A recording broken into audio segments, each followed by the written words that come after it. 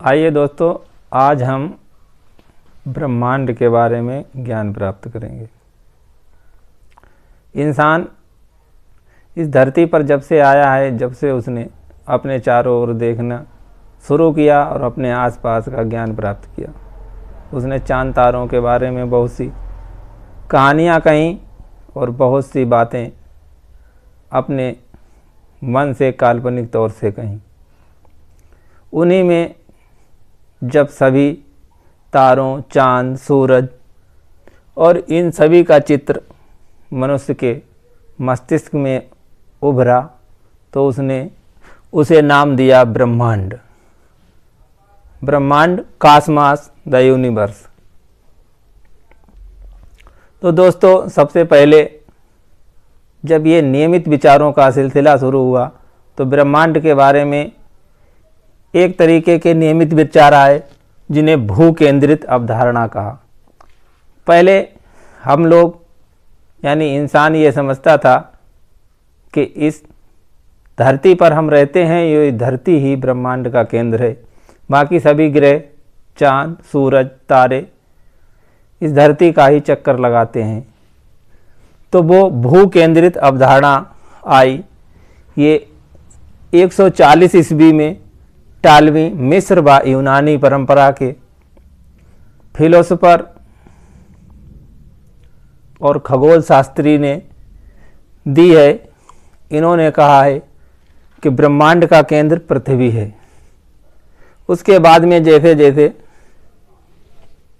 ज्ञान बढ़ा और उस ज्ञान के साथ ही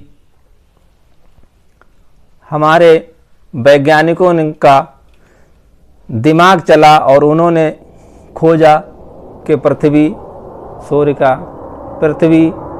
ब्रह्मांड का केंद्र नहीं है, और उन्होंने दूसरी सूर्य केंद्रित अवधारणा दी। इस सूर्य केंद्रित अवधारणा में 1545 ईस्वी में निकोलस कॉपरनिकस, आधुनिक खगोल शास्त्र के जनक, ने बताया कि ब्रह्मांड का केंद्र सूर्य है। और ये खगोल शास्त्री पोलैंड के थे। इसके बाद नई अवधारणा जो आई, उस अवधारणा में आकाश गंगा अवधारणा कहते हैं। यानी इस अवधारणा में आकाश गंगा के बारे में पता चला। तो सबसे पहले 1805 ईस्वी में विलियम हर्शेल, ये ब्रिटेन के खगोल शास्त्री थे, इन्होंने बताया कि सौरमंडल आकाश गंगा का एक अंग मात्र है। सौरमंडल ब्रह्मांड का, सूर्य ब्रह्मांड का केंद्र नहीं है, बल्कि सौरमंडल, पूरा हमारा सौरमंडल ही आकाश गंगा का एक अंग मात्र है, एक आकाश गंगा का एक छोटा सा अंग है। उसके बाद 1925 ईस्वी में एडविन पी हबल, ये अमेरिकी खगोल शास्त्री थे, इन्होंने एक दूरबीन बनाई और उस दूरबीन को हमारी पृथ्वी की बाह्य अक्षा में स्थापित कर और सबसे पहले पृथ्वी से बाहर से इस ब्रह्मांड को देखना शुरू किया। तो उन्होंने देखा कि जहाँ तक दिखाई देता है उस दृश्य पथ में आने वाले ब्रह्मांड का व्यास लगभग 250 करोड़ प्रकाश वर्ष है और इसमें हजारों आकाशगंगाएं हैं। इसके बाद ब्रह्मांड की उत्पत्ति के सिद्धांतों का चलन शुरू हुआ और उन सिद्धांतों के बारे में कई सिद्धांत आए, लेकिन सर्वमान्य सिद्धांत ब्रह्मांड की उत्पत्ति से संबंधित बिग बैंग सिद्धांत है। और ये बिग बैंग सिद्धांत जार लेमेतेयर, बेल्जियम के वैज्ञानिक खगोल शास्त्री थे, जिन्होंने ये परिकल्पना दी। इस परिकल्पना के अनुसार आज से लगभग 13.5 अरब वर्ष पूर्व ये संपूर्ण ब्रह्मांड एक बिंदु मात्र था, एक बिंदु था एक डाट मात्र था जिसे सिंगुलैरिटी कहा गया। उस सिंगुलैरिटी में अचानक विस्फोट हुआ। उस विस्फोट के तहत इस ब्रह्मांड का निर्माण हुआ और ये ब्रह्मांड आज तक फैलता जा रहा है। और इसमें ब्रह्मांड में दूसरे ग्रह, ग्रेविटेशन फोर्स और सेंट्रीफ्यूगल फोर्स और विस्फोट के तहत अनेक आकाश गंगाओं का निर्माण हुआ। आज हमारे खगोल शास्त्रियों को जो ज्ञात है उसमें हमारे ब्रह्मांड में 100 अरब आकाश गंगाएं हैं। एक अंदाज़ा लगाया जा रहा है कि हमारे ब्रह्मांड में लगभग 100 अरब आकाश गंगाएं हैं।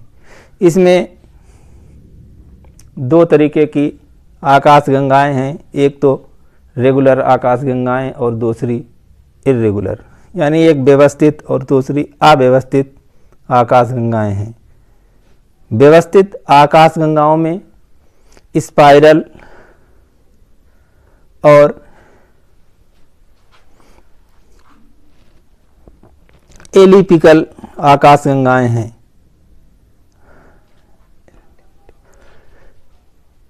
तो इस प्रकार की कुछ अव्यवस्थित आकाश गंगाएं हैं जिनका कोई आकार ही नहीं है। तो हमारी सौरमंडल भी इन्हीं आकाश गंगाओं का एक अंग मात्र है। इस बिग बैंग सिद्धांत को प्रयोग में लाने के लिए यूरोप के वैज्ञानिकों ने जनेवा में 30 मार्च 1910 को एक वैज्ञानिक प्रयोग किया जिसमें 1000 से अधिक वैज्ञानिक शामिल थे। इन्होंने हिग्स बोसन कणों, गॉड पार्टिकल का उत्पादन यानी गॉड पार्टिकल बनाने के लिए लार्ज हाइड्रल कोलाइडर नामक एक प्रयोग किया। उस प्रयोग में 14 फरवरी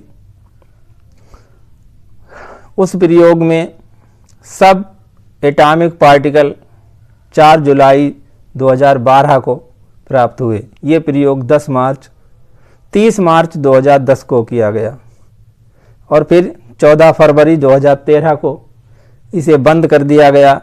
इसके बाद जून 2015 में इसे पुनः चालू किया गया। वैज्ञानिकों ने इस प्रयोग के द्वारा सब एटॉमिक पार्टिकल प्राप्त किए जो एक बहुत बड़ी उपलब्धि है। और इस प्रयोग के समय बहुत ही कयास लगाए जा रहे थे। नासा के वैज्ञानिक कह रहे थे कि उसमें इस प्रयोग से पृथ्वी पर ब्लैक होल्स का निर्माण हो सकता है जिससे पृथ्वी को खतरा है, लेकिन ऐसा कुछ नहीं हुआ और ये प्रयोग सफल रहा। और हमारे वैज्ञानिक आज भी लगे हैं कि इस रहस्य को और इसके बारे में और अधिक ज्ञान कैसे प्राप्त किया जा सके और क्या जो प्रक्रिया 13.5 अरब वर्ष पूर्व हुई थी उसे पुनः दोहराया जा सकता है। धन्यवाद।